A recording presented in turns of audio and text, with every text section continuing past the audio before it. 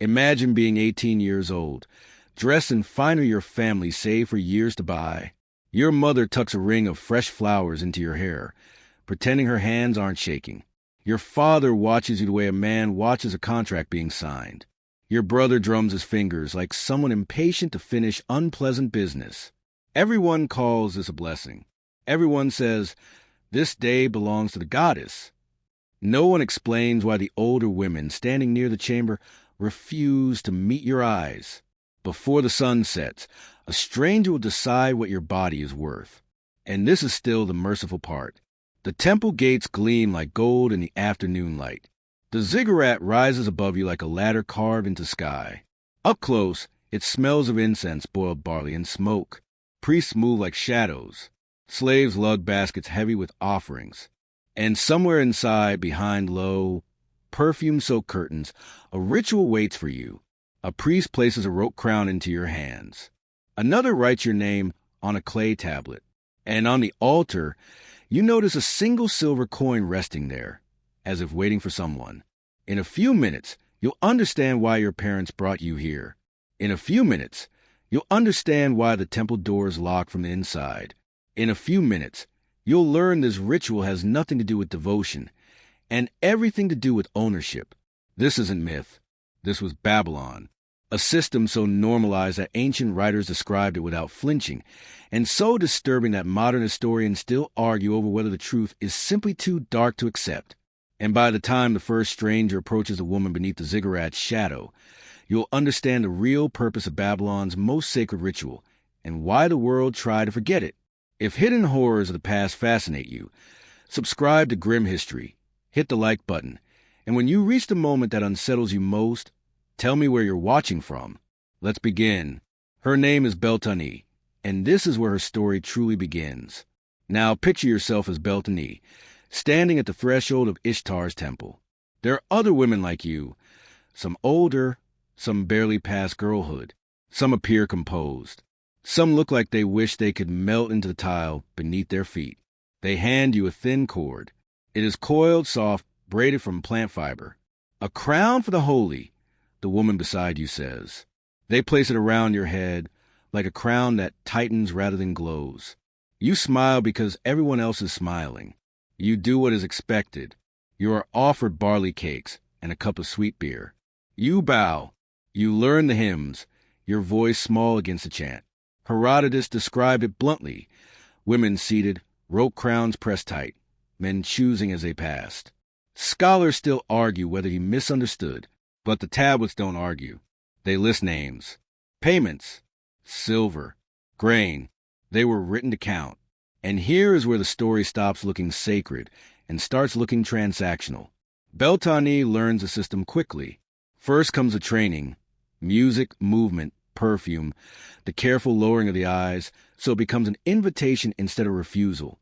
A woman named Ultani shows her how to roll a cosmetic stone across her face to leave a final sheen of oil. A boy with ink-stained fingers presses her name into a small clay tablet. "Kadisu," he murmurs, as if the word is both a title and a trap. The priests explain the theology in patient voices. To please Ishtar is to please the city. To please the city is to secure harvests, births, and trade routes. The logic is tidy. The consequences are not. If you were Beltane, would you call this devotion or confinement? It is easy to call them priestesses. They are trained. They memorize hymns. They learn to read sacred forms pressed into clay. They wear clean linen. They stand inside holy walls. From the outside, it looks like status. The law supports that illusion.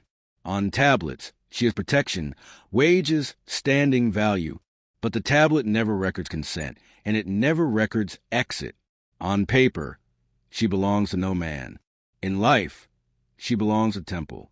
For a brief moment, Beltane believes this might be her future. A path upward.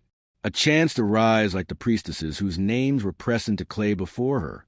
Maybe the temple will protect her. Maybe she can even survive here. That hope does not last, because the tablets only tell part of the story. What happens next is a part they avoid describing. At night, when the lanterns ignite and Babylon sinks into a low, humming quiet, the inner court changes. The outer doors are drawn shut, but men still enter, merchants with covered faces, soldiers returned from duty, travelers carrying silver, grain, or cloth from distant roads. They do not linger. They pay. Priests guide them behind low curtains where the Kadisu wait. Coins pass from hand to hand. Names are recorded. Portions are set aside for sacrifice. Everything else feeds the temple stores. This is where devotion becomes routine. Beltane watches an older woman leave the enclosure. She moves carefully, practiced, with a coin resting in her lap, and a gaze trained never to settle anywhere too long. No one shames her. No one mocks her. The city respects her for having served. And yet her life has already narrowed. She will not marry as other women do. She will not raise children inside a household that belongs to her. Her future has been shaped quietly, without a single spoken sentence. Some Kadisu call this a position. Others call it survival. Beltane calls it order. Her days are not chosen. They are assigned. Bells wake her. Rations decide her meals. Names spoken by priests decide when she serves. No one threatens her. No one restrains her. Still, nothing belongs to her, not even her time. A woman who cannot leave is not staying by choice. At night, lying on her narrow mat, Beltane thinks of the smell of wet barley, of her mother's hands smoothing her hair, the rope crown still resting lightly against her temples. She wonders how long perfume can hide exhaustion. The tablets offer no answer. They simply stop recording names. And then there is another ritual. Once each year, during the New Year festival, the temple prepares a sacred marriage meant to secure the city's future. It is dressed in hymns and symbols, spoken of as union and blessing. Inside the walls, it feels less like celebration and more like proof that the goddess's favor has been purchased again. The temple does not accept refusal. Beltane is still new enough to believe the goddess might be gentle. The hymns speak of gardens and rain, of love that nourishes the land. But the priests speak of service, and the men speak of payment. The purpose is never hidden. The city must be fed. The city must endure. As dusk settles, Beltane lifts the rope crown once more. The inner court doors close. Rugs are laid out. Records are straightened. Women adjust their hair as chants rise, old and insistent. Something shifts behind the curtain. The air tightens. One more name will be taken. One more entry added. One more night absorbed into memory. A priest murmurs words she barely hears. Incense fills her lungs. A coin waits somewhere beyond her sight. A narrow rope path marks the ground, guiding where she must sit. A man will choose. When the curtain trembles, Beltane understands the choice was decided long before she arrived here. The fabric parts. It falls shut behind the stranger. The rope crown digs into her palms as she grips it, suddenly aware of its meaning. The priests call it sacred. The older Kadisu know better. Once it touches your hair, the temple claims more of you than your family ever could. Footsteps cross the tile floor. Sandals scrape clay. The man is not cruel. He is ordinary, following a custom older than either of them. He hesitates. Then the silver falls. It lands in Beltane's lap, with a sound too small for what it seals. The priest exhales. The scribe presses a mark into clay. The coin does not need to be large. It only needs to be given. And because it was given, it cannot be refused. Tradition says she must rise. And here, tradition is law. This moment is not the end. It is the entry point. The priest gestures forward. The stranger walks ahead. Beltane's knees shake, but her feet obey. The path has already been decided for her. The ritual chamber is narrow, its painted walls glowing softly under lamplight. Incense hangs thick in the air, sweet and suffocating. Small bells fix the doorway chime as she crosses the threshold, meant to summon the goddess, but sounding instead like a signal that another obligation has begun. No one speaks to her. No one explains what comes next. The silence is deliberate. This system does not rely on cruelty. It relies on age, repetition, and the confidence that no one will interrupt what has always been done. The ritual is older than the city's walls. It does not pause for doubt. It does not adjust for fear. Beltane steps inside. The curtain falls, and Babylon continues without her. In the months that follow, temple life settles into a rhythm that leaves no room for questions. Morning hymns, oil baths, lessons in music, scent, and composure. Inside the walls, the Kadisu are praised as sacred. Outside, they are spoken of in lower voices. They move between reverence and use, never fully belonging to either world. Some of the older women whisper, "When the priests are gone, Ishtar owns us." One mutters. Another shakes her head. The temple does. Ishtar only signs off. Beltane does not laugh. The temple is a city within a city. Storerooms stacked high with grain. Jars sealed with silver. Names pressed into clay and filed away. And the Kadisa move through it all, essential and unnoticed, like the machinery itself. The law recognizes them. It grants privileges. It lists protections. It does not grant departure. One night, Iltani, the woman who trained her, sits beside Beltane on the terrace, moonlight flattening the world into pale, silent shapes. "You understand it now," Iltani says quietly, "how this place works." Beltane nods. "Do you still think we are priestesses?" She hesitates. "What else would we be?" Iltani smiles, but it is a tired expression, worn smooth by years of answers that lead nowhere. "Necessary," she says, "necessary to the temple, necessary to men who come here and leave lighter, necessary enough to keep, never enough to release." A voice calls from below. Another offering has arrived. The rope crown waits on its hook. Duty resumes. As the seasons turn, the temple becomes familiar in ways Beltane never wanted. She recognizes footsteps by sound alone. She knows which merchants bring wine, which soldiers bring impatience, which offerings carry the sharp smell of foreign roads. She knows the sound of coins striking clay bowls and how quickly each one is counted, sealed, and stored. An accountant once tells her she brings good fortune. She looks past them at the overflowing storerooms and understands what that praise truly means. What weighs on her most is not the ritual itself, which dulls with repetition, but the hours afterward, when the incense thins, the chants fade, and the city's noise returns beyond the walls.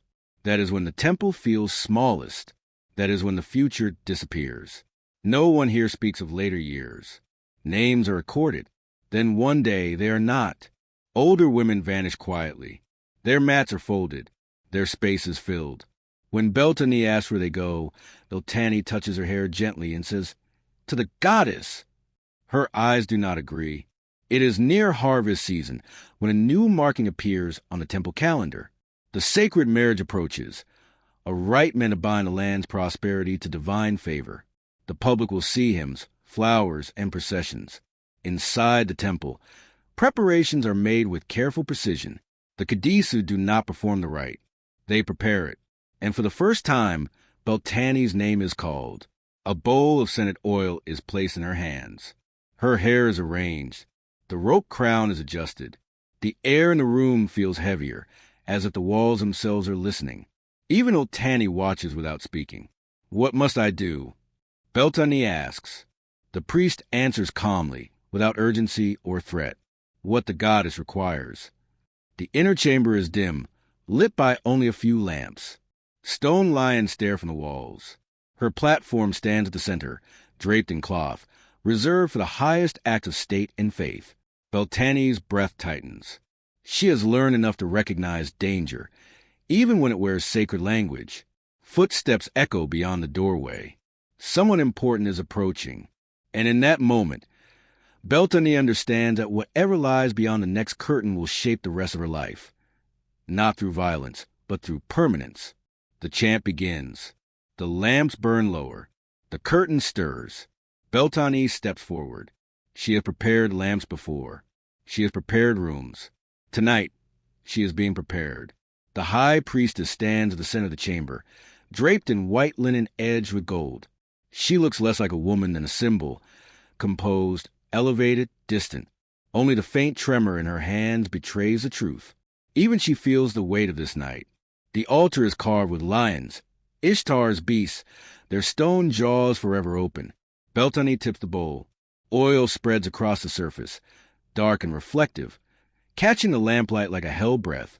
Footsteps approach behind her. Slow, deliberate, The man chosen to stand in for the divine enters the chamber. King or noble, it no longer matters. His presence shifts the room. Beltane keeps her eyes lowered, just as she was taught, but she feels his gaze settle like weight on her skin. The priests circle him. The chant deepens. The chamber seems to close in. Then a voice speaks, calm, certain, final. Tonight you serve the goddess in body and in symbol. The land depends on this. The city depends on this. A sentence so old it sounds unquestionable. A sentence that leaves no room for refusal. Beltane lowers her eyes and the ritual begins. What happens next was never written down. The temple did not record details meant to be sealed. Only fragments survive, hymns that speak of prepared bed, verses praising union and fertility. But everything in Beltane's life shifts after that night. The next morning, the high priestess embraces her, not with warmth, but with approval. Priests nod as they pass. A scribe adds a mark beside her name on a tablet she cannot read. Even Beltane looks at her differently now, recognition edged with pity. You have seen the heart of the temple, Beltane whispers, and the temple has seen you. No explanation follows. None is needed. Once certain thresholds are crossed, there is no return. Then one day, her name is no longer called. There's no dismissal, no ceremony, no farewell. Her entries in the tablets thin, then stop. This is how Caduceus disappear. Not through violence, not through scandal, but through quiet erasure. The record shows small notations. Duties fulfilled, offerings prepared, festivals served. Then nothing. The temple has taken what it required, and it moves on.